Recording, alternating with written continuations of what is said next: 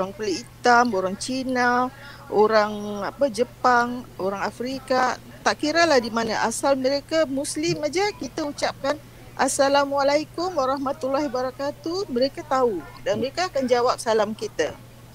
Jadi kita punya standard Rasulullah waktu mula-mula sampai di Madinah, apa yang dia ucapkan, ifshu salam, sebarkan salam, wa at'imut ta'am, dan beri makan. Jadi kita ni agama kita agama global ya, agama universal. Jadi kita pakai satu bahasa. Salam kita. Saya pernah waktu di luar negeri, ada orang lelaki dia tunduk, dia tak lihat saya, tapi waktu saya lewat bertentangan, dia beri salam.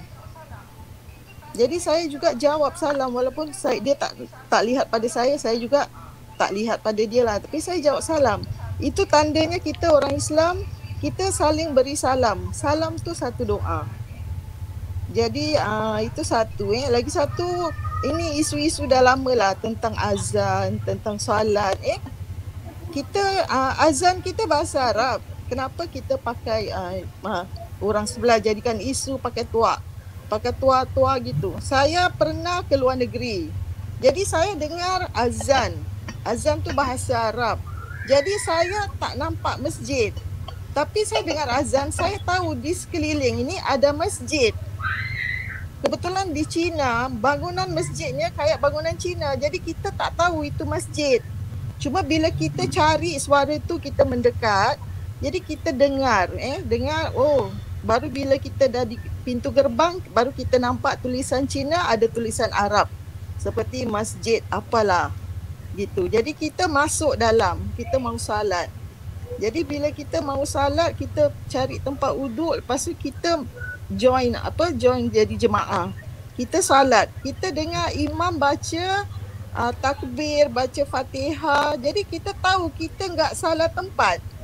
Jadi itulah kelebihan kita. Cuba kalau di sebelah tu, kalau diorang keluar luar negeri, mereka enggak duduk pun, kalau ke gereja mereka enggak faham bahasanya. Itu satu kelebihan kita ya, orang Islam. Kenapa kita gunakan bahasa Arab, itu bahasa penyatuan bangsa-bangsa. Jadi kalau kita di Mekah juga, kita gunakan satu bahasa. Kita jumpa siapa pun orang di Mekah, mereka akan beri salam. Kita kalau dah habis salat juga, kiri kanan kita salam. Jadi itu saya nak beritahu tentang definisi kita beri salam. Salam kita salam global. Jadi agama kita agama universal. Di mana-mana aja kita azan dengar bahasa Arab. Kita masuk salat, kita dengar bahasa Arab. Jadi kita tahu kita enggak salah tempat kita beribadah. Jadi itu aja dulu. Oke. Oke, itu aja Umi. Ya. Oke, terima kasih Umi ya atas tausiahnya yang sangat luar biasa sekali ya. Oke, terima kasih banyak Umi dan terima kasih telah bergabung ya. Mungkin saya taruh di visa dulu Umi ya. Saya keluar dulu. Enggak, saya keluar dulu boleh. Oh, oke, siap Umi, siap. Makasih banyak Umi ya. Semoga saya tinggalkan satu ayat ya. Silakan. Apa tu? Allazina yadhkuruna Allaha qiyaman wa qu'udan wa ala junubihim wa yatafakkaruna fi khalqis samai wal ardh. Rabbana ma khalaqta hadza batila subhanaka faqina azabannar. Jadi saya berpesan kepada netizen yang menonton, baca Quran, baca alam.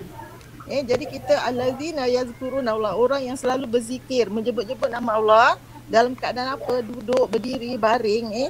Kemudian mereka bertafakar, wa yatafakkaruna fi khalqis samawati wal ardh. Kita melihat keajaiban penciptaan langit dan bumi. Seraya kita berkata, ya Allah, tidak sia-sia Engkau menciptakan.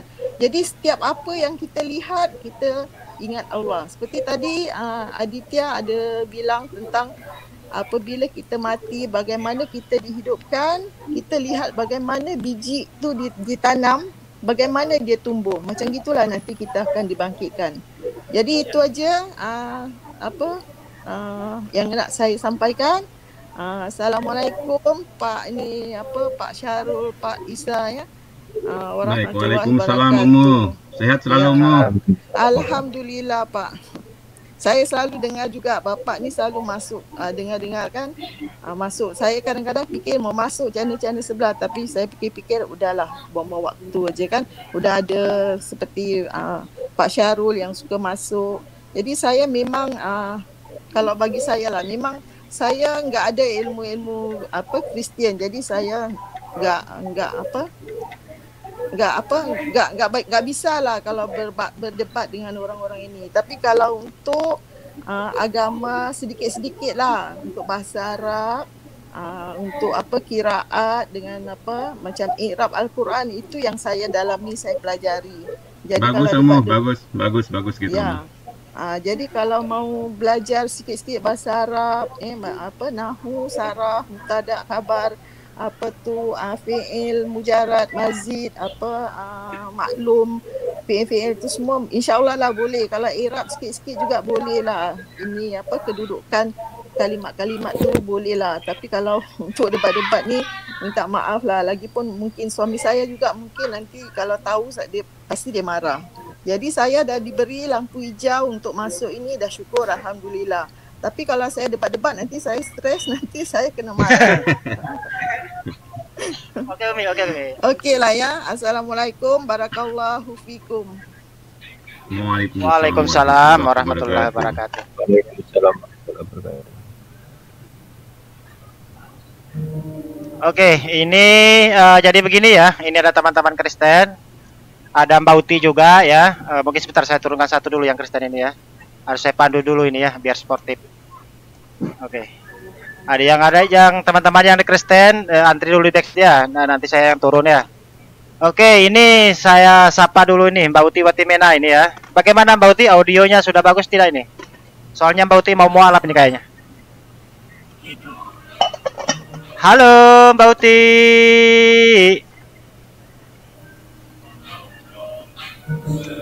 Mbak Uti, di monitor Mbak Uti. Masa dari tadi bikin kopinya nggak selesai Mbak Uti ini. Oke lah, sambil menunggu Mbak Uti Watimena memperbaiki perangkatnya mungkin yang bermasalah ya. Atau lagi bikin kopi, oke kita tunggu ya, sabar. Oke, saya sapa dulu nih, ada yang bergabung nih. Assalamualaikum warahmatullahi wabarakatuh, jalan lurus. Waalaikumsalam warahmatullahi wabarakatuh. Ya, oke. Apa kabar Mbak Aditya? Salam mempesona. Alhamdulillah sehat-sehat ini. Ya. Bang Sarul, Alhamdulillah Bang. Alhamdulillah. Maaf ya. Ini Bang Suretnya, Bang Suret ya. Salam kenal Bang. Waalaikumsalam warahmatullahi wabarakatuh. Oke Mbak Uti, bagaimana? Kenal potnya sudah berfungsi Mbak Uti? Ngambek dia kamu bilang tadi. Halo Mbak Uti. Oke lah, sambil masih belum mempesona ini perangkatnya Mbak Uti. Oke silakan, pelajaran lurus ya. Ini tema kita ini ya apa namanya? Tentang istilah bahasa yang digunakan oleh kitab suci ya, memanggil kepada umatnya, yang mana Islam itu kan begitu indah ya, dengan menyebut wahai manusia. Sementara di kitab Mbak Uti ya memang tidak disebutkan wahai domba, enggak ya, tetapi ada ya Yesus mengaku bahwasanya dia itu diutus hanya kepada domba-domba ya Bani Israel. Lebih kurang seperti itu Bang Jalan Lurus tema saya yang angkat malam ini. Mungkin ada yang mau ditambah mungkin sambil menunggu Mbak Uti memperbaiki perangkatnya. Silakan Bang Jalan Lurus. Ya, terima kasih. Memang bahasa Al-Qur'an itu sangat santun dan sangat bisa diterima dan santun sekali. Jangankan itu, memanggil orang kafir aja. Kadang-kadang orang kafir, orang tetangga-tetangga kalau dibilang kafir kan marah. Soalnya kata-kata kafir itu bagaimana gitu ya. Karena dia nggak tahu arti kafir itu sebenarnya lebih halus daripada domba-domba yang tersesat kan. Nah, artinya orang yang tertutup hatinya, kafur asal katanya kan. Nah, bahkan dalam Al-Qur'an, dalam surat Al-Kafirun ada kata ya loh. Qul ya ayyuhal kafirun. Katakan kepada orang kafir, ada ya. Qul ya ayyuhal kafirun. Sama dengan ya ayyuhallazina amanu. Kan bagus gitu kan. Nah, supaya gimana kita mendakwakan Islam kepada tetangga kita, Ya dengan seperti yang kita laksanakan seperti itulah ya. Dengan ajakan yang sangat mendidik. Nah, ini bocor lagi. Sudah berfungsi ini. Sudah bagus berarti. Oke. Iya, bagus sekali. Kayaknya baru dilas ini. Oke, mantap suaranya Mbak Uti. Oh ya, maaf, nggak tahu kenapa tadi. Oke, jadi begini Mbak Uti, jadi begini ya. Lanjut. Tema yang saya angkat ini sebenarnya ya masih sih bersifat umum ya, bisa kemana-mana ya. Yang mana dalam Al-Quran itu seperti yang sudah disampaikan oleh beberapa ustadz saya tadi kan, kalau memanggil umatnya itu sangat indah sekali gitu kan. Misalkan ya ayyuhallazina amanu ya kan, wahai orang-orang yang beriman. Kalau kepada Mbak Uti kan yang jangan wahai, karena Mbak Uti kan tidak beriman begitu kan. Dan juga ada ya ayyuhannas, ya wahai manusia gitu kan. Kalau di kitab Mbak Uti ya memang tidak ada wahai domba itu ya. Nanti tetapi ada kata domba di situ, lebih kurang begitu ya. Itu tema yang saya angkat Mbak Uti. Ya, jadi begini, silakan diskusi dengan narasumber saya ya, saya naikkan ke satu lagi nanti. Itu tema yang saya angkat Mbak Uti. Mungkin Mbak Uti mau buka prolog dulu mungkin sekalian difungsikan knalpotnya. Silakan Mbak Uti. Ya, kalau saya bilang sih semua orang ya memandang apa yang ada pada dirinya itu indah. Itu memang sudah naluri ya. Sudah naluri, semua orang aja nih contohnya ya. Nama masing-masing pribadi itu adalah nama yang paling indah di seantero jagat raya ya. Anaknya yang paling indah, rumahnya yang paling indah, agamanya itu paling indah untuk orang-orang yang menganutnya. Jadi kalau dikatakan, Adit mengatakan bahwa ajakan untuk di Kristen nggak seindah di tempat saya. Oh maaf, orang Kristen sendiri juga memandang seperti apa yang kalian pandang gitu loh. Oleh sebab itulah dia memeluk agama itu dan dia mempercayainya di situ. Jadi ini nggak mendasar banget ketika kamu mengatakan bahwa ajaran panggilan untuk itu merupakan standar kebenaran dari perasaan orang masing-masing. Oh tidak ya, untuk menentukan standar kebenaran itu kita harus berdasarkan data-data empiris, data-data bukti-bukti yang sah dan semua kenyataan-kenyataan, sejarah-sejarah yang mencatat yang ada. Dari situlah kita bisa menentukan apakah satu dalil itu betul atau tidak. Nah, kalau kamu mau mengatakan bahwa ajaran kami salah, karena panggilannya untuk beribadah itu tidak seindah di tempat kamu. Maaf, di mata kami panggilan kami bunyi lonceng hari Minggu itu adalah jauh lebih indah dari manapun. Sama seperti kamu menghargai atau mencintai panggilan di agamamu sendiri. Ya, dan sama juga seperti yang kami pandang panggilan di tempat kamu itu kalau menurut kami ya tidak indah. Yang indah itu di tempat kami. Jadi dalil kamu tuh nggak ada dasarnya sama sekali. Kalau soal perasaan mah ya, soal perasaan semua orang juga mengatakan agamanya paling benar. Ya cuma masalahnya di tempat kami dilarang untuk mengkafir-kafirkan. Kalau kami disuruh untuk mengkafir-kafirkan, ya saling cakar-cakaran lah kita. Karena kamu juga menurut kami ya kafir juga gitu kan. Ya seperti itu. Jadi kalau untuk mencari kebenaran bukan dengan cara seperti ini, bukan dengan cara perasaan, bukan cara lebih senang yang ini, lebih senang yang itu. Mencari kebenaran harus ya, kebenaran itu mutlak cuma satu, Tuhan yang benar itu cuma satu, dan Tuhan itu absolut, tinggi, maha mulia, agung, kudus. Ya, segala perbuatannya itu sempurna ya. Jadi ketika dia menyatakan diri itu lengkap dengan bukti-bukti, lengkap dengan fakta-fakta, lengkap dengan sejarahnya, lengkap dengan data-data yang ada. Itulah Tuhan kami. Tuhan kami jauh lebih berbukti dari yang lain. Jadi kalau kamu mengatakan kapan mualaf, oh saya lebih menyukai yang pasti-pasti gitu loh. Saya lebih memilih yang berbukti, yang berpasti gitu loh. Ya, nggak bakalan saya mualaf karena saya sudah mendapatkan yang berbukti yang pasti itu gitu. Nah kalau soal kamu mengagungkan agamamu ya nggak apa-apa, kita kan bertoleransi, sama aja biasa aja. Ya saya nggak ada masalah, biasa saja. Ya, cuma jangan bilang agama kami bukan agama yang benar karena panggilan ibadahnya tidak seindah di tempat kamu. Oh salah, kami tidak memandang seperti itu. Kami memandang agama kami juga panggilan ibadah di tempat kami jauh lebih indah dari yang manapun gitu. Ya tergantung dari pemeluknya. Jadi fanatisitas bukanlah standar kebenaran gitu. Kalau cuma fanatik bukan standar kebenaran. Bicara yang ilmiah aja gitu loh. Ya nggak Pak Sarul? Pak Sarul nggak berani ngomong sama saya Pak Sarul. Ya silakan.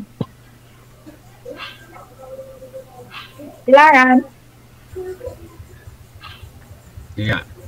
Bu Uti yang baik hati dan tidak sombong, sehat? Sehat Pak, jangan doakan saya nggak sehat lah, saya sehat Pak. Insya Allah, saya tetap doakan Bu Uti sehat selalu, panjang umur ya. Nah, itu bisa kita doakan Bu Uti seperti itu sepanjang Ibu masih hidup, ya. Ya.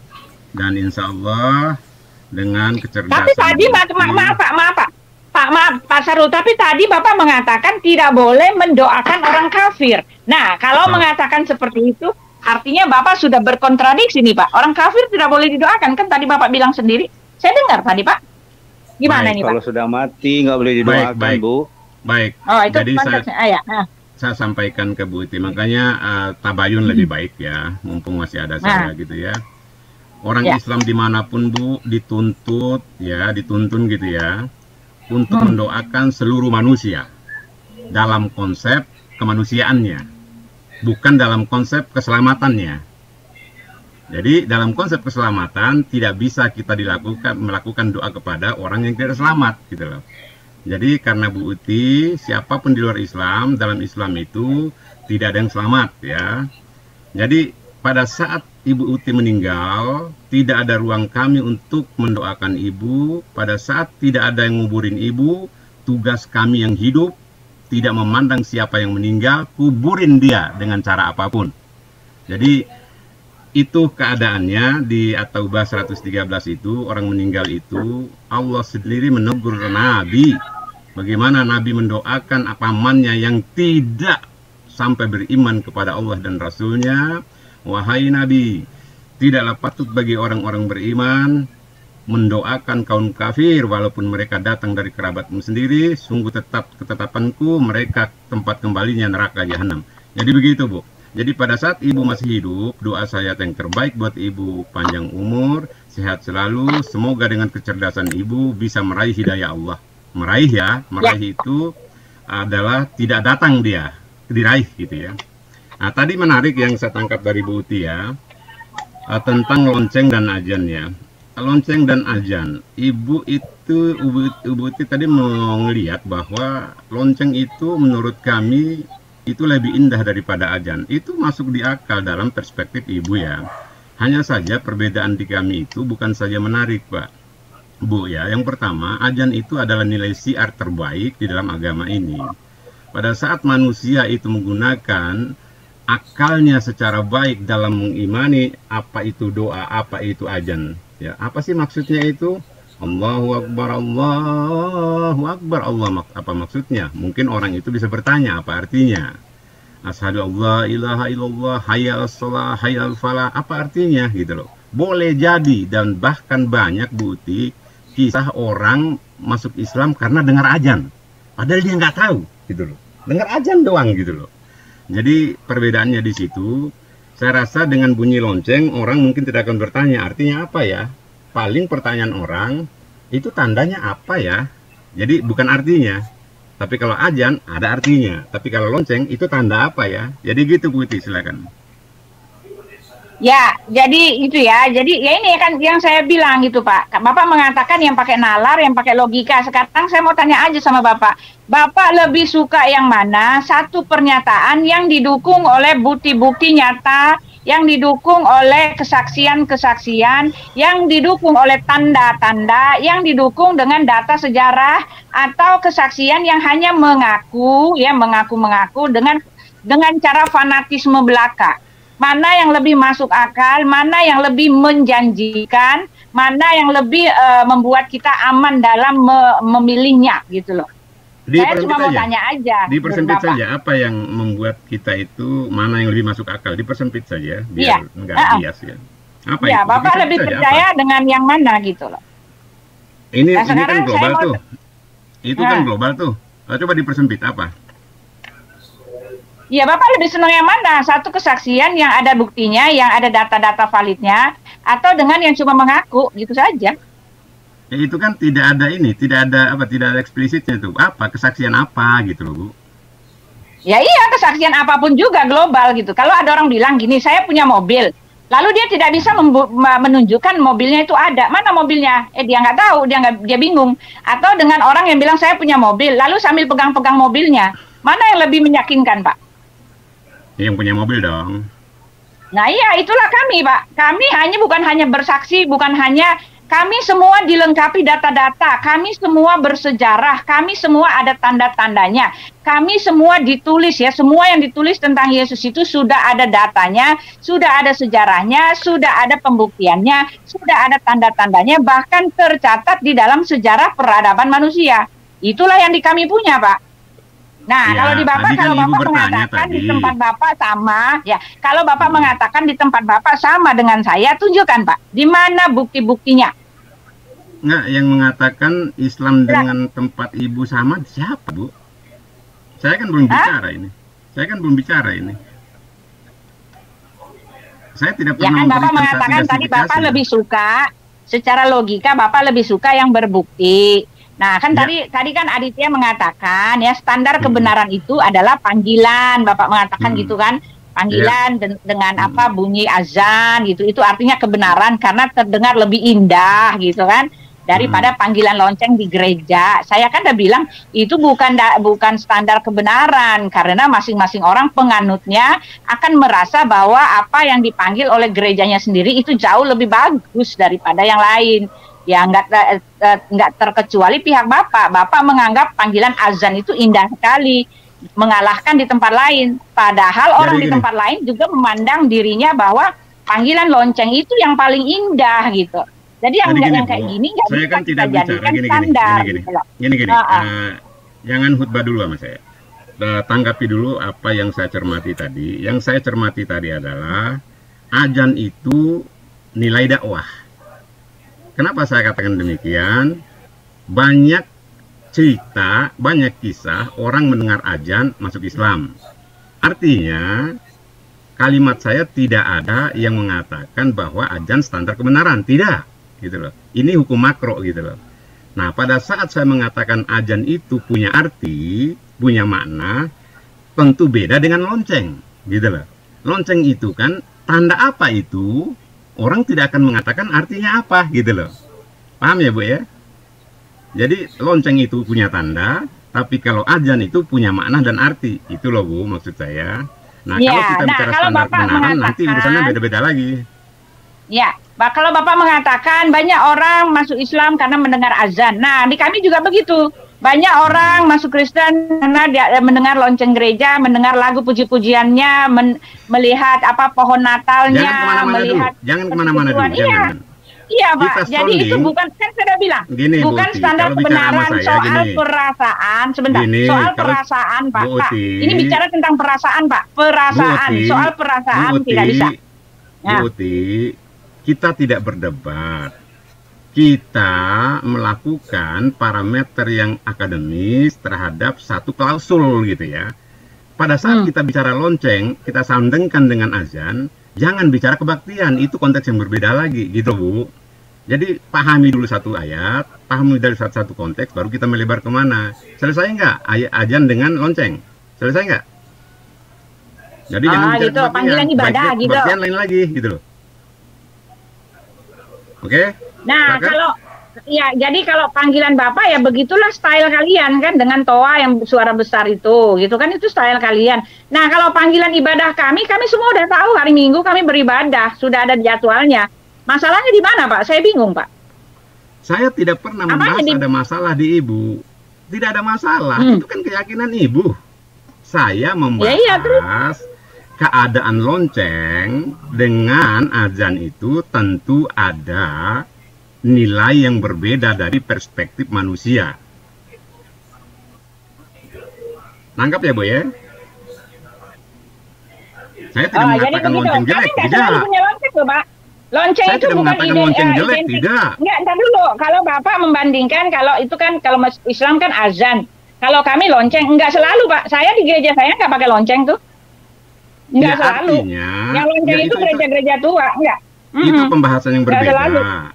Ada tidaknya lonceng di gereja manapun itu ada dalam ranah pada lonceng itu sendiri identik dengan gereja karena di Islam pun kenapa sih lonceng itu sampai kita ketahui? Karena emang ada hadisnya gitu loh.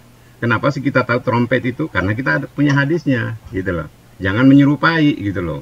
Nah, orang pakai lonceng itu tidak boleh untuk memanggil orang sholat. Tapi bukan tidak boleh memanggil anak-anak masuk kelas. Lonceng bunyi boleh. Tapi kaitannya dengan syariat agama, kami diharamkan memanggil orang sholat dengan trompet dan lonceng gitu Bu Uti. Bukan berarti kami menyalahkan lonceng. Ya, kalau di kami juga sama Pak. Kami juga sama Pak. Kami dilarang memanggil orang beribadah dengan cara yang suara seperti itu. Nggak ada juga yang nggak harus seperti itu Pak. Jadi Gini, saya udah Buti. bilang nggak bisa dijadikan standar kebenaran. Sebentar ya. Jadi Bu Uti, kalau kami memanggil pakai lonceng, boleh-boleh saja. Tapi kami telah dilarang oleh syariat. Lonceng itu menyerupai gereja.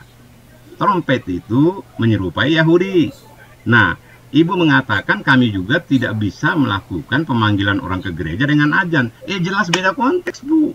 Karena tidak mungkin Ya Ibu sudah, melakukan masalahnya apa itu. sih Pak? Saya nggak ngerti. Apa sih masalah esensinya? Enggak, Ini kalimat kan masing-masing Ibu kita tadi, punya panggilan. sebentar. Enggak, biar pendengar paham ya. Ibu tadi lalu langsung compare ke azan ya. Kami juga tidak mungkin melakukan panggilan orang ke gereja dengan azan. Jelas tidak bisa karena benturan dengan akidah. Mana mungkin asyhadu alla ilaha illallah asyhadu anna muhammadar rasulullah ada di gereja. Tapi kami boleh saja memakai lonceng bila kami tidak dilarang. Itu catatannya. Kan paham Bu? Gitu loh. Jelas Ibu nggak bisa walaupun disuruh. Karena berarti Ibu harus masuk Islam kalau memakai azan. Gitu loh Bu. Tangkap ya? Iya, cuma begitu aja ya Pak. Nggak ada esensinya apa-apa ya. Cuma bicara lonceng sama itu. Nggak ada esensi apa-apa. Nggak dalam nih bahasannya. Kalau sama saya Bu, saya tidak bisa membahas apa yang ada di Ibu gitu loh. Karena Allah udah menerangkan kepada saya, sesuatu yang telah dikotori oleh tangan manusia tidak lagi punya ruang untuk kita bahas gitu loh. Bukan nah, berarti sekarang kawan-kawan itu kan Bapak mengatakan saya tidak bisa membahas agama orang gitu ya. Lalu Bapak mengatakan sesuatu yang sudah dikotori oleh ajaran manusia. Nah, ini kan artinya membahas, Pak. Bapak mendiskreditkan bahwa Alkitab kami sudah dikotori. Sekarang pertanyaan saya, Pak, ya, pertanyaan saya. Baik, saya masuk. Nggak, jangan bertanya, saya tangkap Ibu dulu. Ya, apanya yang sudah dikotori, Pak? Saya tangkap Ibu dulu ya. Sejak kapan saya membahas? Sejak kapan saya membahas syariat Ibu? Lonceng itu bukan syariat Ibu. Ketika Bapak mengatakan ajaran yang sudah dikotori itu sudah membahas, Pak. Itu kan sudah menjudge. Dari mana Bapak mengatakan ajaran itu sudah dikotori? Tentu dari pikiran Bapak sudah memandang seperti itu. Tapi itu kan salah, Pak. Itu kan sudah menjudge, sudah mendakwa begitu kan? Ajaran dikotori manusia dari mana? Siapa yang mengkotori, Saya Pak? bukan menjudge, menghukumi. Lebih berat lagi, Bu.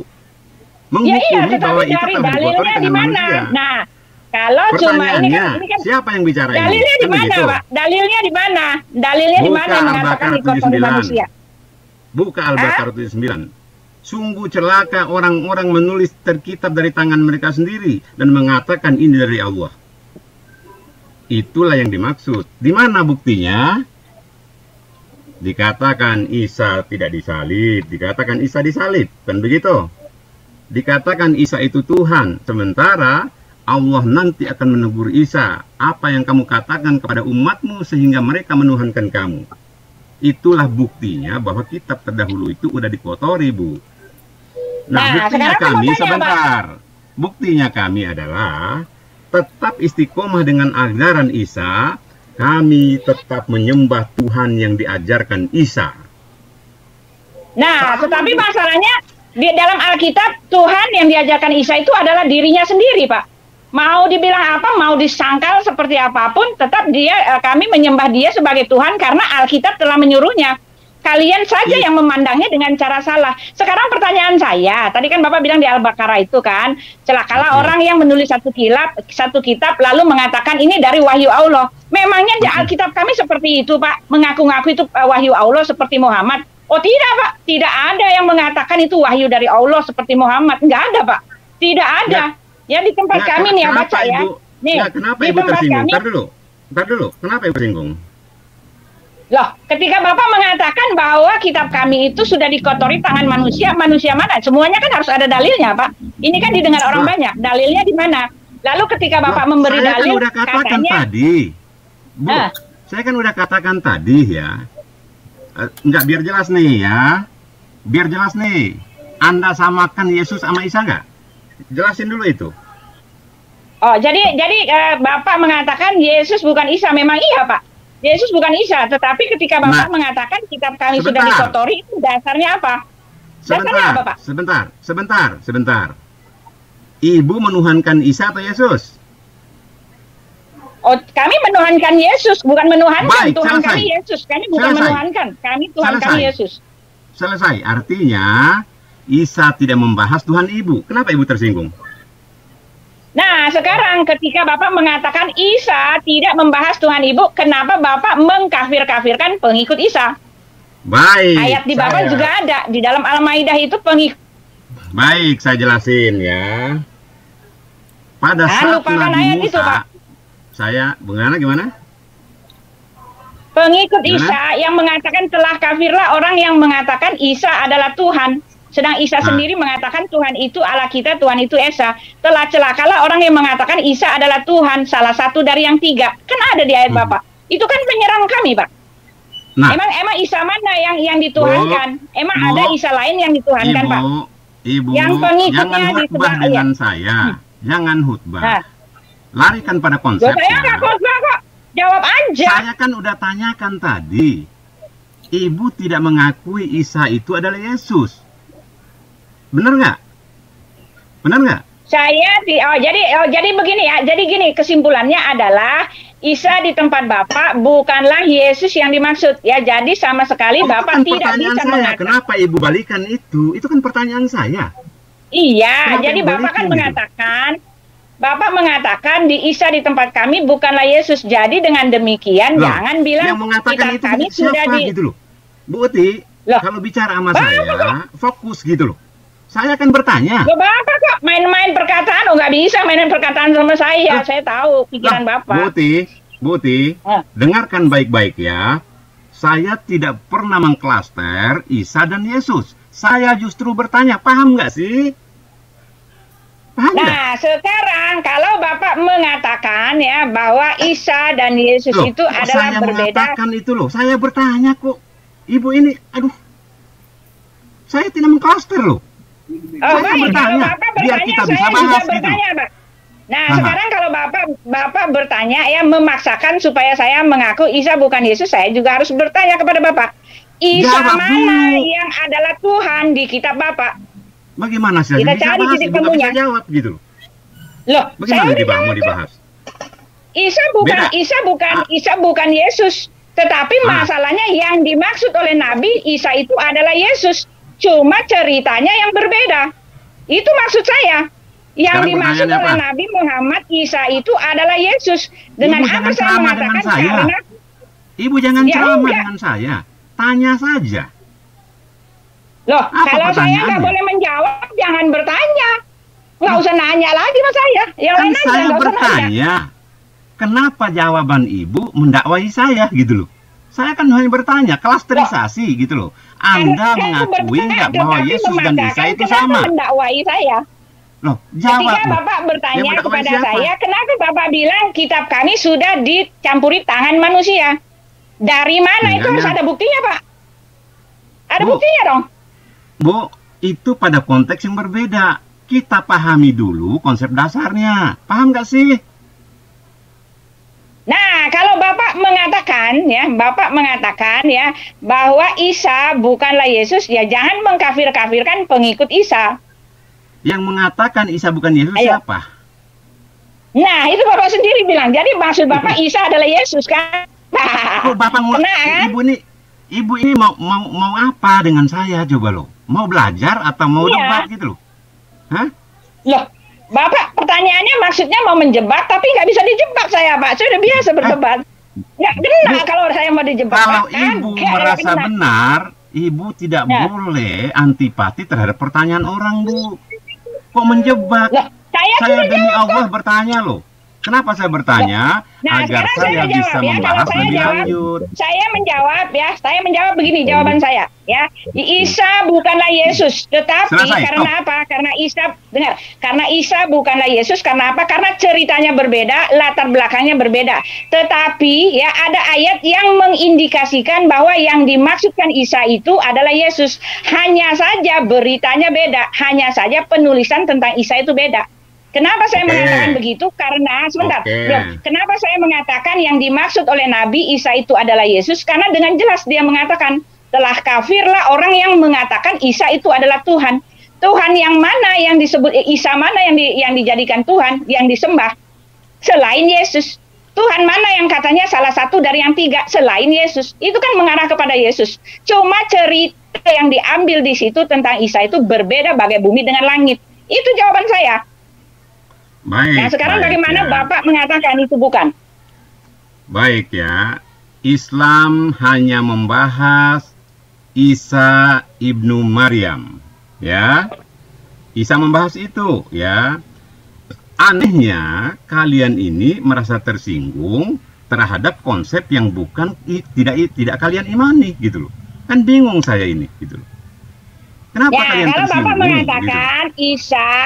Isa di tempat Bapak adalah Ibnu Maryam, lalu Bapak tunjukkan Isa mana yang disebut Tuhan. Pada zaman berapa, tahun berapa ada yang bernama Isa, lalu dia disembah sebagai Tuhan, dan dia merupakan salah satu yang dari yang tiga, dan dia adalah anak Allah. Al-Quran dengan jelas menggambarkan seperti itu. Bahkan dia disalib, tetapi dibilang bukan disalib. Isa mana yang seperti itu terjadi di tahun berapa dan terjadi di mana, Pak? Semua harus ada bukti dong. Ini kan perkataan Tuhan. Baik, saya jawab ya. Isa mana? Isa mana? Saya jawab ya. Ibu kenal Pak Yusuf Manibulu, pendeta itu? Kenapa dia, Pak? Nah, jadi itu bukan jamaah, tapi beliau pastor. Beliau sendiri berani mengatakan bahwa Al-Quranlah yang menghina Kristen. Kenapa? Mengatakan Isa tidak disalib lah, Yesus tidak disalib lah. Artinya Kristen tidak punya prinsip terhadap bagaimana merujuk kepada Isa atau Yesus. Ibu aja beda dengan Pak Yusuf. Kalau kami tidak bisa beda dalam konsep Tuhan, Bu. Enggak, Bisa sekarang diputar begini videonya? Pak. Nah makanya saya nanya sama Pak Sahrul. Luruskan dulu. Enggak, Pak Luruskan Sahrul. dulu. Pak Gitu Sahrul. loh. Pak Sahrul. Pak Sahrul, makanya saya tanya sama Pak Sahrul, tanya hati nurani Bapak, Bapak lebih percaya yang mana? Bapak lebih percaya yang punya saksi, yang punya sejarahnya, yang ada datanya, yang ada narasumbernya, yang ada saksi matanya, yang tercatat dalam sejarah, atau yang cuma mengklaim gitu loh. Kan jelas kalau dikatakan tidak sopan bagi perempuan. Ibu paham nggak teknik dialog, Bu? Ibu paham nggak? Untuk berbicara dalam pertemuan jamaat. Sebab tidak sopan bagi perempuan untuk berbicara dalam pertemuan jamaat. 1 Korintus 14 nomor 34-35. Sebab ya, tidak Bapak, sopan kalau percaya Alkitab, Bapak bertobat aja, Pak. Bapak memakai Alkitab kami, tandanya Bapak percaya akan hal itu. Bertobat, Pak, terima Yesus. Aku mengingatkan kau dengan kitab kau. Ya, sebab tidak sopan bagi perempuan. Loh, kok nggak sopan? Sebab tidak sopan bagi perempuan. Ya, sekarang ya kan? Pak itu berbicara. Ya, Pak, Bapak terima Yesus, Pak. Artinya Bapak percaya dengan Injil kami ya. Bapak memakai itu untuk memperingatkan, itu harusnya pakai ayat Bapak, jangan ayat kami. Saya memperingatkan Anda sebagai perempuan. Ya kan? Sebab ya, tetapi memperingatkan kami dengan ayat kami itu artinya Bapak sudah musyrik, Pak. Itu jelas Bapak mempercayai ayat kami. Harus punya sopan santun. Bapak dosa, Bapak. Enggak. Ini kata Paulus untuk kau. Jadi supaya kau tuh sopan santun gitu kan. Nah, jadi jangan Bapak percaya tuh sama Paulus. Saya sopan kok. Saya bertanya, yang nggak sopan gimana? Aku mengingatkan kau. Ini kata Paulus kan? Kata Paulus ya, kepada Bapak kalian. Percaya perkataan Paulus. Bapak percaya perkataan Paulus. Enggak. Ini aku mengutip ucapan yang ada di Bible itu. Katanya ini ucapan Paulus. Bapak percaya kan? Bapak percaya Enggak percaya. Nah, lalu Bapak percaya kenapa dikutip, Pak? Diingatkan ke orang. Kan Bapak nggak ngerti konteksnya. Bapak nggak tahu apa-apa tentang Paulus. Karena kan Bapak mengimani ini. nggak tahu apa-apa tentang Paulus, Pak. Sami orang dalam, Bapak orang luar. Percaya Anda kau dengan Paulus? Pak Percaya Sarul, Anda balik kau? sama Pak Sarul. Ya, Pak Sarul, Lanjut. saya mau tanya. Pak Sarul, Cuman aku ingat kan sekali lagi. gini. Pak Sarul, kan gini Pak Sarul. Jadi Bapak mengatakan bahwa Isa di tempat Bapak kan beda dengan di kami. Ya, tetapi yang saya bilang, kalau Bapak mengatakan itu beda dengan kami, Isa yang mana yang dituhankan? Isa yang mana dari yang salah satu dari yang tiga? Isa yang mana ya yang kelahirannya dari Roh Kudus? Isa yang mana yang mempunyai mujizat? Isa yang mana yang disalibkan? Kalau ada Isa yang lain di luar Yesus, tunjukkan Pak. Jadi Bapak bisa mengatakan bahwa Isa itu bukanlah Yesus yang dimaksudkan Nabi. Tunjukkan Pak. Jadi Harus gini, ada ini Buti. perkataan Tuhan, harus ada buktinya, harus Gini, benar-benar. Buti. Ya, silakan Pak. Jadi Nah, kalau silakan. bicara sama saya, paham dulu teknik diskusi. Sebelum kita masuk pada narasi berikutnya, kita ini kan masuk pada tatanan intro. Intronya apa? Menjelaskan keadaan Yesus atau Isa. Jadi jangan kemana-mana dulu gitu loh. Justru saya ingin bertanya kepada Ibu gitu loh. Di kitab Ibu ada nggak Ibu memanggil Tuhan Isa gitu loh Bu? Gitu loh. Ada nggak? Sekarang saya mau tanya, memang nggak ada Pak. Memang Nah, ada. Jadi yang nah, disangka kenapa itu Ibu artinya mengklaster Isa yang dan Yesus disangkakan gitu loh? ke kami itu salah semua. Jadi artinya yang disangkakan ke kami salah semua. Kan telah kafirlah orang yang mengatakan Isa adalah salah satu, Tuhan itu adalah salah satu dari yang tiga. Itu kan salah Pak. Ya Telah kenapa Ibu kafirlah yang orang yang tersinggung gitu loh? mentuhankan Isa. Itu kan salah Pak. Enggak, kami Kenapa enggak Ibu yang kayak gitu. tersinggung gitu loh? Loh, Ini kan kok iman nggak kami, tersinggung? Pak. Enggak, saya nggak tersinggung. Saya bilang itu salah gitu. Tuduhan kalian ke kami itu nggak benar, nggak sesuai dengan Alkitab kami gitu loh Pak. Gini Bu Uti. Nggak sesuai. Ya, jadi gini. Ah, Gini ah. Bu Uti ya. Ah. Pada saat Ibu memberikan justifikasi salah terhadap iman orang, itu udah keliru Ibu gitu loh. Tidak Ya patut enggak, Bu gitu yang loh. dituduhkan ke kami bukan iman Bapak, yang dituduhkan tentang kami itu enggak benar. Saya bilang begitu, jangan dibalik-balikin Pak. Yang dituduhkan tentang kami itu yang salah, bukan saya menyalahkan iman Bapak. Oh tidak, tuduhannya Loh. itu. Kami dikatakan Bu. kafir, kami bukan kafir kok. Kami punya Bu Tuhan Uti, kan. nggak, ini nggak nyambung Bu gitu loh. Kami kan beriman terhadap Bapak pura-pura Al-Quran nggak Bu. nyambung, Bapak cuma mau mengelak, Biarkan Bapak saja, pura-pura nggak biarkan. nyambung. Bu, kalau saya bicara, dengerin. Saya kan dengerin Ibu ya. Ibu Enggak, Bapak nggak dengar saya kok. Kalau ngomong langsung dipotong-potong. Lah justru saya dengar saya mau menjawab loh, gimana sih? Saya mau menjawab ya bahwa Ibu ini kan gerah dengan keimanan kami.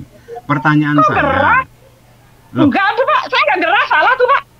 loh tadi Gerahnya mengatakan bahwa tuduhan menuduh kami, apa maksudnya? Ya gitu? itu bukan berarti gerah, kan saya menyatakan itu nggak benar, salah gitu. Udah, Nah, nggak ada masalah dengan gerah-gerahnya. Kan kita bicara tentang esensi Pak. Kebenaran justru Pak. esensinya adalah ketidakterimaan Ibu terhadap bunyi ayat Al-Quran. Itu definisi Nah, yang Ibu sekarang saya bangun, mau paham nanya, nggak sih? ketidak Bapak mengatakan bahwa Injil itu sudah dicampuri tangan manusia. Apa nggak sama itu Pak konteksnya tadi kita? Injil Kami apa menuduh Bible? orang Bapak sendiri sama tuh.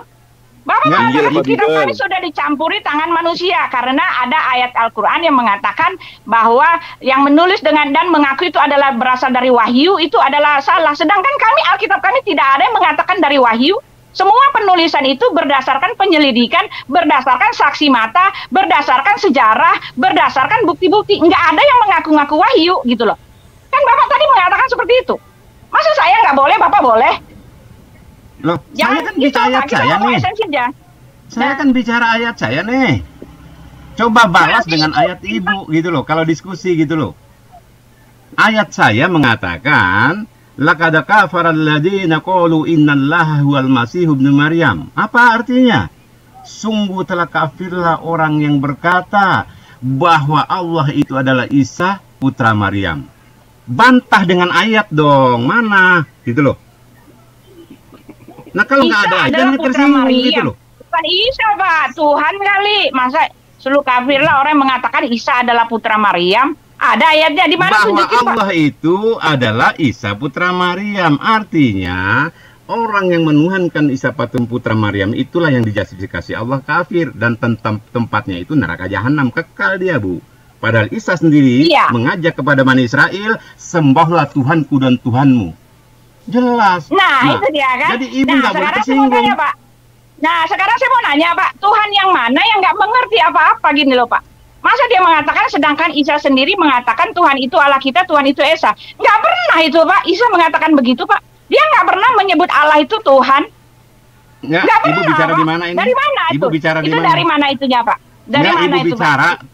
Allah tidak mengerti. Nggak ada. Kami, nggak, ibu dari mana bicara itu? masalahnya kan dibilangnya Bu, kan Isa Ibu, itu kan ke kami. Ibu, Tetapi itu nggak ada Ibu, gitu loh. Isa nggak Bu, pernah nyebut Tuhan itu Allah kita. Nggak pernah, Pak. Ayatnya di mana coba? Bu, Tuhan itu Allah kita. Nggak pernah. Di kitab kami nggak Bu, ada gitu loh. Bu, Nah, saya kan lagi bicara iman saya. Gimana sih? lah Bapak menyatakan Apa iman hubungannya saya, dengan tapi kitab kan yang, Ibu gitu loh? yang dipermasalahan iman Bapak itu kan menyinggung ke saya, mengkaitkan ke saya. Loh, kenapa ibu Kalau tersinggung? nggak mengkaitkan ke saya, ya nggak apa-apa, silakan saja kan kaitkan ke kami. Loh, kok iman kami ibu larang? Bagaimana ceritanya ini? Loh, gimana ini dong? Loh, ini iman saya loh. Ya Kenapa iya, ibu larang iman gitu Bapak boleh mengatakan, iman Hah? Bapak boleh mengatakan bahwa kami ini kafir karena mengatakan bahwa Isa yang maksudnya Yesus itu, kan Bapak nggak bisa buktikan mana ada Isa lain selain Yesus yang seperti itu, yang lahir dari Roh Kudus, ya kan, Bu, yang disalib, yang Ibu ini adalah nggak- dituhankan. Emang ada, Ibu nggak Pak? paham Tunjukkan ya? aja dulu, emang ada yang lain selain itu? Nggak, ibu nggak paham ya kalau diskusi itu apa ya? Loh, Bapak yang nggak paham, maunya enak Yang sendiri. menyinggung Yesus gitu loh. siapa? Saya moderatori biar enak dia. Buti ini kayak mau berantem suaranya. Saya moderatori. Oke, siapa duluan nih? Siapa? Buti atau Pak Sarul? Supaya kita juga Enggak, saya nggak teredukasi berantem gitu. kok. Enggak, sekarang gini Iya, Pak bukan- ya Pak, ini Pak MD. Ini bukan saya mau berantem. nanya ya. Hmm. Pak MD ya, mediasikan ya. Jadi kan Pak Sarul mengatakan Isa itu bukanlah Yesus. Ya fine saja. Memang saya juga tidak mengakui bahwa Isa di dalam Al-Qur'an itu adalah Yesus. Yang ya. mengata Isa Tetapi bukan kenapa? Yesus bukan Ya, saya loh. kesimpulan Saya bertanya loh. ya. Ini saya bertanya sedang loh. ngomong sama Pak MD ya. Isa bukanlah Yesus. Ya fine saja memang seperti itu karena lain ceritanya. Tetapi yang menjadi masalah ada indikasi yang mengatakan Isa itu adalah Yesus. Kenapa? Karena ada di dalam Al-Maidah, telah kafirlah orang yang mengatakan Isa adalah Tuhan. Nah, kalau dibukan itu bukanlah ke kami, lalu Isa mana yang disebut Tuhan? Kalau ada sejarahnya tolong tunjukkan. Itu artinya memang berbeda. Tetapi kalau Bapak tidak bisa tunjukkan datanya ada Isa yang disebut Tuhan, yang lahir dari Roh Kudus, yang lahir dari anak perawan, yang disalibkan, kalau ada yang lain di luar Yesus tunjukkan datanya. Itu clear. Jadi memang bukanlah Yesus kami, gitu loh. Ya, tunjukkan Pak. Sebenarnya Bu, sebenarnya Ibu itu sudah menjawab semua ya kan. Ibu kan mengatakan bahwa Ibu nggak meyakini kan Isa itu Yesus kan, betul nggak? Udah kan? Iya. Udah. Iya, Ibu nggak meyakini kan Isa itu adalah Yesus kan? Enggak, tetapi Selesai masalahnya sudah. saya bukan meyakini Pak. Gini, saya bilang saya bukan meyakini Ya, bahwa itu Isa intinya. bukanlah Yesus, tetapi yang saya bilang kenapa Ibu yang mau cari dimaksud tahu? Orang oleh itu- sebentar, yang Ibu kenapa dimaksud oleh tersinggung? Nabi, ya dengerin saya dulu dong Pak. Yang dimaksud oleh Nabi Isa itu adalah Yesus karena ada indikasinya. Nah, kalau yang dimaksud bukan Nabi mana? Yesus, tunjukkan ke Taruh, saya. taruh, Nabi mana? Tunjukkan. Nabi mana? Nabi mana? Ibu tersinggung. Taruh. Ibu alasan tersinggung kenapa? Tunggu. Ibu tersinggung kenapa? Tersinggung. Masalah tersinggung bahwa, Pak. Enggak tersinggung. Enggak tersinggung ya udah saya. selesai ya udah. Apa lagi? Udah. Nah, Oke, ya lanjutkan, sudah Pak kalau Sarul. Bapak mengatakan Isa bukanlah Yesus ya sudah selesai gitu kan? Sebentar, Nggak sebentar, usah diperbincangkan sebentar, lagi, Buti. tetapi jangan mengatakan Alkitab dicampuri Buti. tangan manusia gitu loh. Nggak boleh Pak. Buti, Itu salah. sebentar. Buti. ya. Jadi Ibu kan mengatakan tadi Isa yang dimaksud Nabi itu adalah Yesus. Ini Nabi mana yang Ibu maksud? Nabi mana? Ya Nabi Muhammad lah di dalam Al-Quran maksudnya. Kan itu katanya wahyu Nah. dari Nabi. Berarti salah. Aduh, kita membahas sesuatu yang orang sama sekali tidak paham. Jadi Rasulullah itu tidak berkata, Bu. Rasulullah itu menerima wahyu, menyampaikan kepada manusia gitu loh. Jadi itu bukan kata Nabi, Bu. Aduh, salah ternyata. Kita ngomong dari tadi ternyata Buti nggak nyampe. Makanya Bapak tadi, sebentar Pak Sarul, makanya Bapak sendiri tadi bilang di Al-Baqarah, telah celakalah orang yang menulis satu kitab lalu mengaku bahwa itu adalah wahyu. Tidak bisa Bapak tunjukkan, Bapak kasih tahu bahwa itu kitab kami sudah dicampuri. Karena yang mengaku wahyu itu cuma Nabi Muhammad. Di kitab kami nggak ada wahyu, Pak. Saya tanya nih, Bu. Kitab kami berdasarkan kitab kami berdasarkan penelitian, berdasarkan sejarah, berdasarkan data empiris, bukan wahyu-wahyu, Pak. Nggak ada gitu loh. Jadi jangan jadikan bahwa kitab kami itu palsu karena ada ayatnya di tempat Bapak. Ya, jangan jadikan palsu, enggak, karena salah gitu loh. Enggak, kami enggak berdasarkan wahyu, enggak ada di dalam tempat kami. Kami orang Kristen enggak menyebut Alkitab itu wahyu, tidak sama sekali, Pak. Tidak sama sekali. Oke. Gitu. Oke, jadi Alkitab itu dari siapa itu, Bu? Alkitab ini saya mau kasih tahu, Alkitab ini adalah perjalanan sejarah ketuhanan yang pernah ada di bumi, tercatat di sejarah. Ya, jadi itu semua berdasarkan bukti-bukti. Sebentar, Pak, saya mau kasih tahu. Bapak nanya, saya kasih tahu, nggak mau dengar. Bukan, jawaban Ibu nggak nyambung. Pertanyaan saya bukan itu. Pertanyaan saya, Alkitab itu kan bentuk perkataan kan? Dia perkataan yang ditulis kan? Nah, perkataan siapa itu Alkitab itu? Perkataan siapa? Alkitab bukan perkataan yang ditulis, Pak. Alkitab itu data sejarah, catatan sejarah, sejarah keimanan, ya. Dengar dulu, sejarah keimanan beribu-ribu tahun, Pak. Justru luar biasa sekali Alkitab itu. Bukan itu, Bu. Bukan itu. Dia ini kan isi Alkitab itu kan bentuk kalimat kan, tulisan yang bisa kita pahami kan, tulisan kalimat ya. Dari mana inspirasinya itu? Dari mana itu Alkitab itu, kalimat-kalimat yang tersusun itu dari siapa? Dari mana? Itu yang saya tanya. Kan yang ditulis itu kan peristiwa-peristiwa Yesus menyembuhkan orang sakit, Yesus naik ke surga. Itu peristiwa, Pak. Ada buktinya. Bukan cuma ngaku-ngaku, enggak. Berwahyu enggak, Pak. Mencatat peristiwa, Pak. Catatan peristiwa. Pertanyaan saya bukan itu. Yang saya tanyakan ya, misalnya kan ini ada tulisan surat lah, ini surat nih. Ini ada surat, ngerti nggak? Surat. Terus saya tanya, ini tuh surat ini dari siapa ini? Ya, ini dari tulisan siapa ini? Ya. Nah, sekarang yang saya tanya, Alkitab itu kumpulan kalam atau firman-firman yang ada di Alkitab itu dari siapa itu? Dari banyak kalau di orang, Pak, nggak cuma satu orang. Nah, gini saya jawab ya. Boleh saya kasih waktu saya menjawab? Kalau di kami, semuanya... Tunggu. Ibu nggak ngerti. Bukan yang nulis. Bukan maksud saya yang Matius dari ini. Yang saya tanya, yang ditulis orang-orang itu ya, itu dari siapa dia inspirasinya? Dari perkataan siapa itu? Perkataan siapa itu? Perkataan siapa Alkitab itu? Siapa maksudnya apa? Jangan disama-samain dengan kitab Bapak. Enggak sama, Pak. Jadi pertanyaannya seolah-olah kitab Bapak sama kitab saya sama. Oh, tidak. Nih ya, saya kasih tahu ya. Enggak, Pak. Enggak sama, Pak. Nih ya, saya baca ya. Nih, Lukas menulis seperti ini, Pak ya. Perkataan gini, maksud saya gini, Bu. Gini, Bu ya. Enggak, Ibu belum nyambung pertanyaan saya. Jadi memahamikan pertanyaan aja Bapak enggak. Saya nyambung, Bapak memframing supaya seolah-olah, Bapak memframing supaya seolah-olah kita punya turunan Alkitab itu sama, kitab itu sama. Enggak, Pak, enggak sama. Gini maksudnya gini. Dengan Bapak. Bapak nanya siapa yang menginspirasikan, enggak gitu. Kami enggak berdasarkan inspirasi. Oke, biar saya contohkan, biar ngerti, Bu. Kami enggak berdasarkan inspirasi, Pak. Gini. Aduh, bukan itu yang mau saya maksud. Inilah. Saya cuma bilang inspirasi langsung tanggapi. Gini, oke, saya contohkan misalnya gini kan. Yohanes 1 ayat 1 ya. Pada mulanya firman ya. Firman itu bersama-sama dengan Allah. Ya, kemudian firman itu adalah Allah. Oke. Kalimat itu dari siapa itu? Yang diambil dari siapa? Diambil dari siapa oleh penulis? Sekarang Bapak mau dijawab atau cuma mau memberikan pikiran Bapak sendiri gitu? Mau dijawab nggak? Oke. Kalimat itu nih, sekarang saya jawab. Kalimat itu berdasarkan data sejarah, berdasarkan fakta yang sudah dia alami langsung bersama dengan Yesus. Ya, karena dia mengalami, dia adalah murid Yesus, dia melihat sendiri bahwa Yesus itu adalah Tuhan, dan dia belajar tentang nubuat-nubuat yang lama, lalu dia menulis itu. Bukan dapat wahyu nomplok-nomplok gitu, Pak. Enggak. Dia berdasarkan pergaulannya dengan Yesus. Semua catatan-catatan yang diucapkan Yesus, dia catat.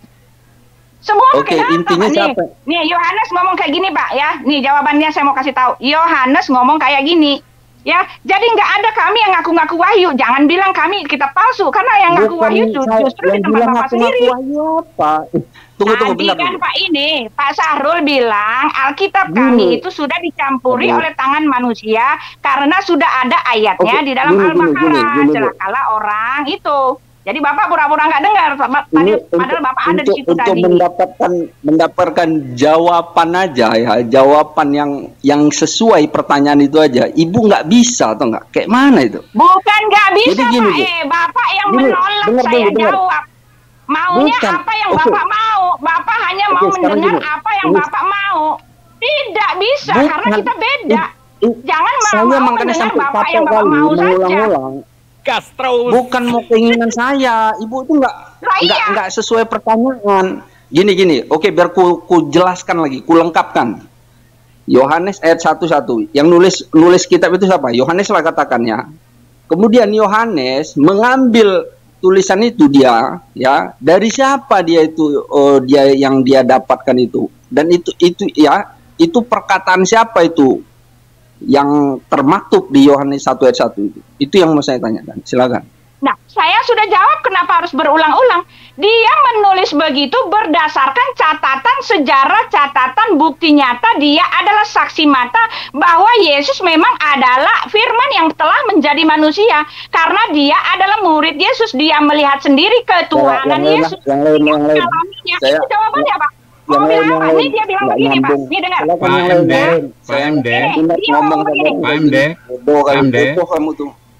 MD. Ya itu tandanya Bapak tidak mau menerima, bukannya nggak nyambung. Jadi gini, sebetulnya udah selesai. Dengan ayatnya sendiri, tidak bisa. Udah selesai ya. Jadi gini ya, Bu Uti kan udah mengaku dengan tulus. Kitab yang Bu Uti pegang itu bukanlah wahyu dari Tuhan. Selesai urusannya kan? Apalagi yang mau dibahas? Ya, ini saya kasih dalilnya ya. Udah diam, saya kasih dalilnya. Ya, jadi saya tidak asal ngomong. Semua perkataan saya tidak asal ngomong ya. Yang namanya wahyu itu kan hanya ditaruh di dalam pikiran-pikiran. Tetapi kami memang wahyu juga, tetapi berdasarkan data-data, berdasarkan bukti-bukti, dan orang-orang yang menulisnya itu tidak mengaku cuma wahyu. Tetapi apa yang kami lihat, apa yang kami rasa, apa yang kami raba, itulah yang kami tulis. Kami adalah saksi mata. Kami bukan hanya sekedar penerima wahyu. Nah ini ya, perkataan Yohanes ya. Jadi jangan bilang Alkitab kami palsu hanya karena ada ayat yang mengatakan orang menulis satu kitab lalu mengaku-ngaku wahyu. Tempat kami nggak ada yang kayak gitu. Yang ada justru di tempat Bapak sendiri. Yang ngaku-ngaku wahyu itu tempat Bapak sendiri. Nih ya, perkataan Yohanes. Apa yang telah ada sejak semula yang telah kami dengar. Nah itu kan, bukan wahyu. Dia sudah dengar. Yang telah kami lihat. Nah itu kan, dia udah lihat. Dengan mata kami. Dan yang telah kami saksikan, dan yang telah kami raba dengan tangan kami, ya, tentang firman hidup. Nah itu firman hidup, dia menyebutnya itu adalah Yesus. Bagaimana Bapak mengatakan dalam 1 Yohanes 1 itu diilhami? Enggak, dia sudah mengalami, dia tahu, dia saksi mata bahwa Yesus adalah Tuhan. Ini adalah data yang jelas, yang lengkap, yang terbukti. Enggak cuma mengaku-ngaku gitu loh, ya. Dikatakan gitu, itulah yang kami tuliskan kepada kamu. Hidup itu telah dinyatakan dan kami telah melihatnya. Nah itu dia saksi mata bahwa Yesus adalah Tuhan. Dia bukan penerima wahyu, enggak. Dia saksi mata. Apa yang dia lihat, apa yang dia rasa, apa yang dia raba, apa yang dia alami, itu yang dia tulis. Jadi nggak kena. Al-Baqarah itu menunjuk kepada kami. Kami tidak menggadang-gadangkan wahyu. Kami berdasarkan bukti-bukti empiris yang jelas gitu loh Pak. Itu maksud saya, jangan sama-samakan gitu loh. Capek deh. Mana yang mengatakan mengatakan kami wahyu. Ya, jadi salah Pak Sarul. Berarti Ya, jangan faktanya- bilang kami ditangani karena tidak ada yang mengaku wahyu, tidak ada. Bu, berarti faktanya Alkitab itu ditulis oleh masing-masing penulis. Ya, dari apa yang mereka lihat, gitu ya. Iya. Ya kan? Dari apa yang mereka selidiki. Nah, Iya. Ya, kalau begitu memang beda. Kalau wahyu dari Al-Qur'an itu adalah wahyu dari Allah yang ditulis. Ya, wahyu itu disampaikan ke Nabi Muhammad SAW, dan dari Nabi Muhammad SAW itu disampaikan oleh para sahabat dan baru ditulis. Nah, itu wahyu Al-Qur'an ya. Dan kalau hadis baru lain lagi. Kalau hadis tidak ditulis tapi cuma dihafalkan. Setelah Rasulullah SAW wafat, baru hadis itu dikumpulkan, baru ditulis. Nah, itu dia. Jadi dalam surat Al-Baqarah itu menyatakan bahwasanya kitab-kitab yang tercampur antara wahyu Allah dan tulisan-tulisan manusia. Entah kitab ibu, entah kitab siapa, nggak tahulah.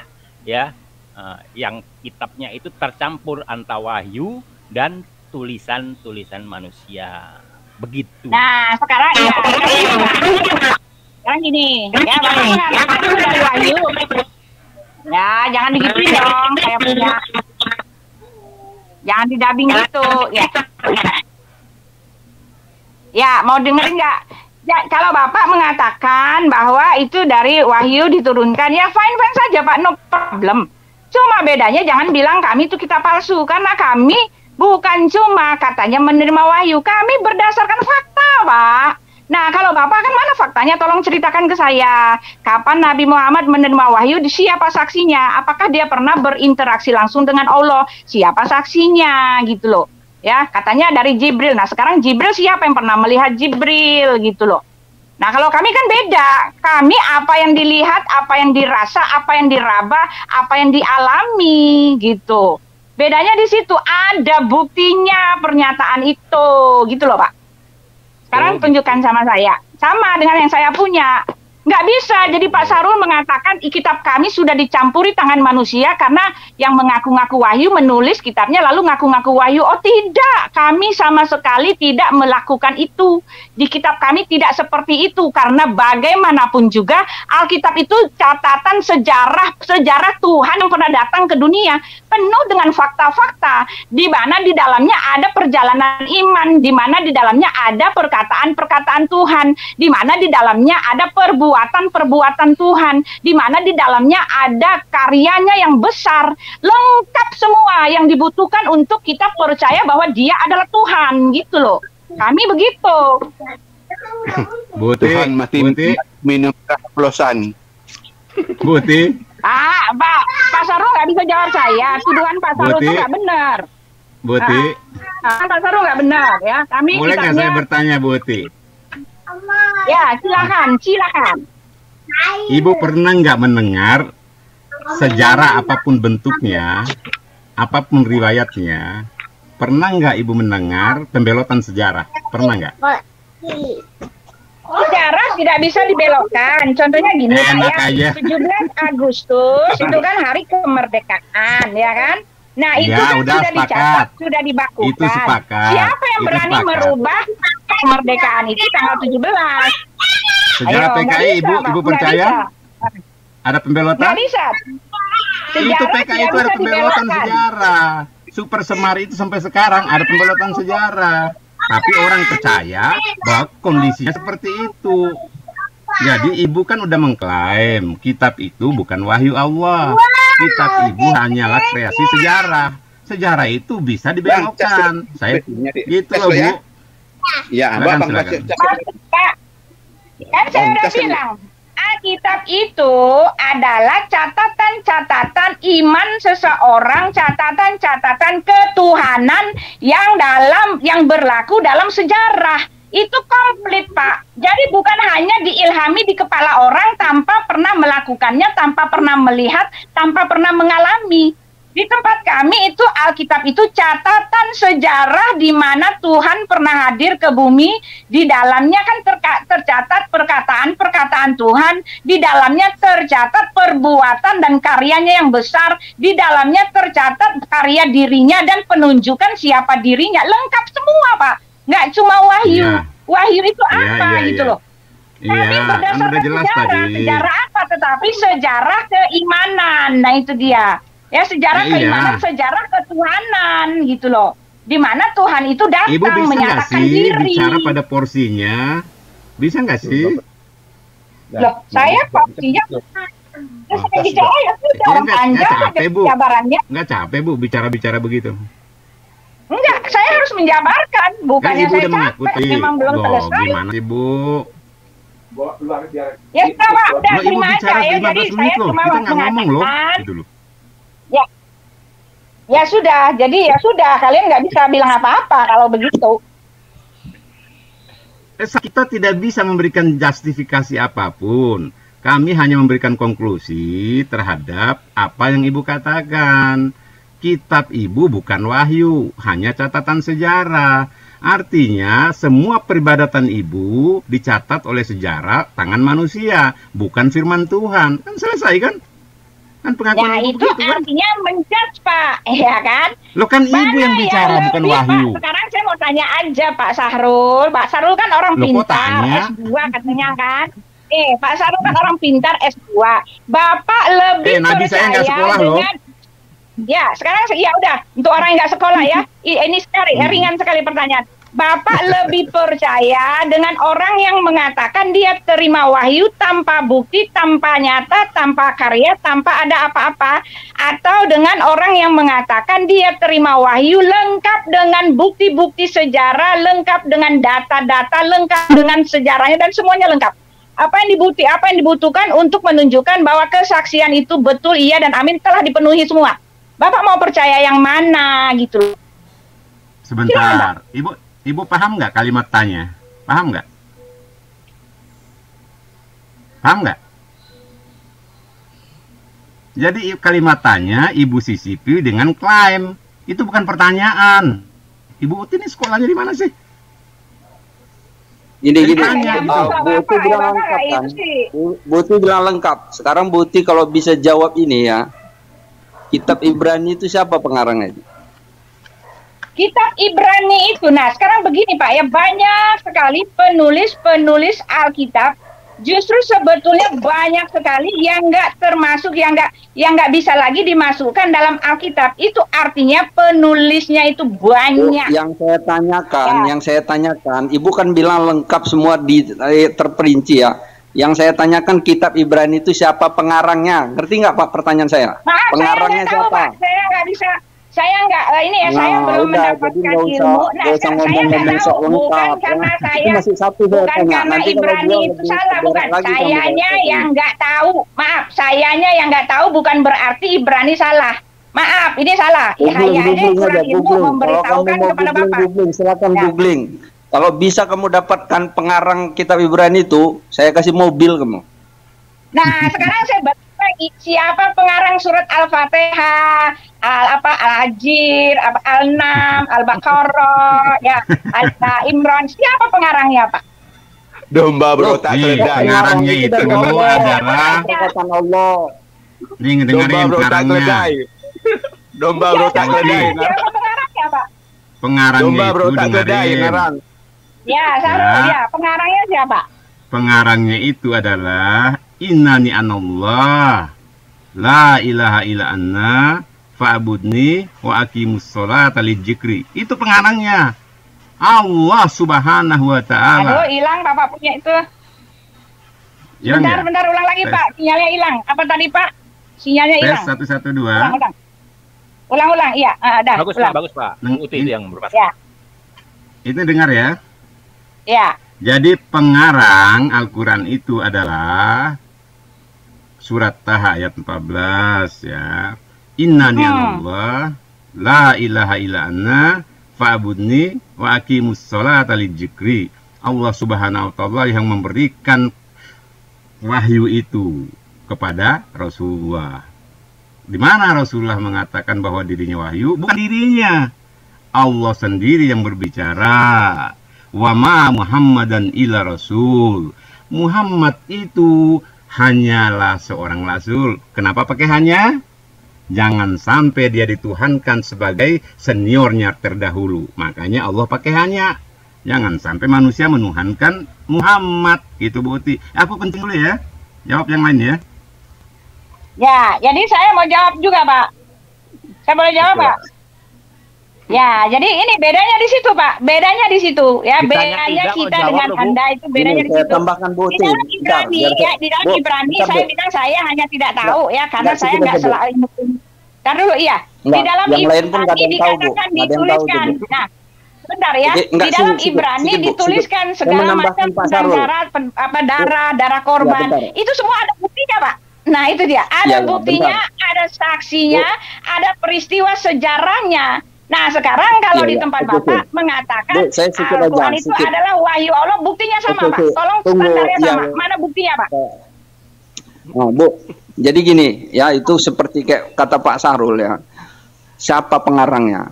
Jadi pengarangnya itu sampai dikatakan ya di dalam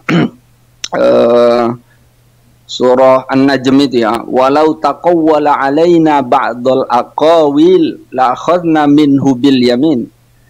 Dan jikalaulah Muhammad, jangankan bukan Muhammad ya, Muhammad itu nabinya. Dan jikalaulah Muhammad menambahkan satu kata aja dari Al-Qur'an kami, la akhadna minhu bil yamin tsumma laqata'na minhu bil watin. Kami potong tangannya, kami putuskan jantungnya. Jadi sikit aja Nabi Muhammad menambahkan itu ya, sikit aja itu Allah langsung putuskan jantungnya. Jadi ini Al-Quran memang benar-benar dari Allah. Inna nahnu nazzalna dzikra wa inna lahu lahafidz. Sungguh kamilah yang menurunkan Al-Quran dan kami yang menjaganya. Ada nggak ayat kayak gitu di Alkitab, Ibu? Nah kalau Bapak mengatakan bahwa begitu, ini perkataan Yesus, bahwa ini adalah perkataan Yesus, ada nggak gitu? Nah, kalau Bapak mengatakan begitu, ya Bapak menjawab bahwa yang ditulis oleh Muhammad itu diklaim sebagai wahyu Allah, gitu kan? Nah, di tempat kami di Ibrani itu juga diklaim sebagai wahyu Allah lah, itu ya. Tetapi lengkap dengan bukti-bukti, walaupun penulisnya itu kita belum tahu. Buktinya ada, Pak buktinya ada, karena dia bicara tentang Yesus. Yesus itu ada. Dia bicara tentang darah domba. Darah dombanya sudah disosialisasi. Semuanya ada gitu loh Pak. Berbukti. Nggak cuma mengklaim doang. Itu bedanya Pak. Itu dia Pak. Mau nanya nih. Yang gampang-gampang aja. Ya. Jadi kan zamannya Yesus itu kan orang pada menyaksikan wajah Yesus ya. Betul nggak? Banyak saksinya betul. Ini loh berarti. Dari sekian banyak itu wajah-wajah Yesus, ada yang negro, ada yang putih, ada yang itu yang mana Bu Uti? Katanya banyak saksi. Ayo jawablah Bu Uti yang jelas. Kalau Bu Uti sekarang saya mau tanya Pak. Sekarang saya mau tanya ya, orang mana yang percaya bahwa wajah-wajah yang dipamerkan itu adalah nyata yang real? Ada yang memakainya pakai orang Cina ya, itu untuk peristiwa 2000 tahun yang lalu. Ya, jadi kalau kalian mempercayai bahwa wajahnya Yesus yang seperti itu untuk 2000 tahun yang lalu, bahkan tustel pun nggak ada gitu loh. Ya, bahkan saksi matanya pun sudah tidak ada. Gitu. Kami hanya menggambarkan, tetapi kami semua tidak mempercayai bahwa itulah dia. Karena apa? Karena kami tahu itu 2000 tahun yang lalu. Jadi jangan. Lalu ngapain digambarkan? Nah, ini kalau sudah ketawa seperti ini artinya sudah gulung tikar. Orang-orang gulung tikar ya ketawa-ketawa. Lucu gitu, nggak percaya tapi digambarkan, kan lucu itu. Ya, kan itu lucu. Gambaran. Bolehkah kami memberikan ilustrasi? Gambarkan seperti itu, tapi kalau nggak percaya. Itu bolehkah dikasih ilustrasi? Nggak boleh. Kalau kasih ilustrasi, kami kenapa bisa begitu? Karena Tuhan kami itu ada. Itu dia membuktikan Tuhan kami itu ada. Bu, yang mana itu? Adanya itu loh yang krusial gitu loh. Yang mana yang adanya? Yang di dalam WC atau yang di dalam WC datangnya ada yang sedang nyedot. Kalau ini sudah menghujat. Yang enggak, bukan itu yang saksi sendiri yang doyannya menghujat gitu loh. Ini udah menghujat dalam WC gimana? Ini baperan ini namanya. Itu di saksian Manubulu itu, yang kesaksian tuh ngasih kesan seperti itu. Yesus jadi super bis, turun dari bis ke rumah dia.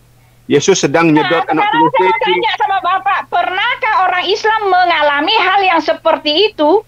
Ya, enggak. Pengeksistensian keberadaan Tuhannya itu pernahkah kalian rasakan? Tidak pernah kalian rasakan.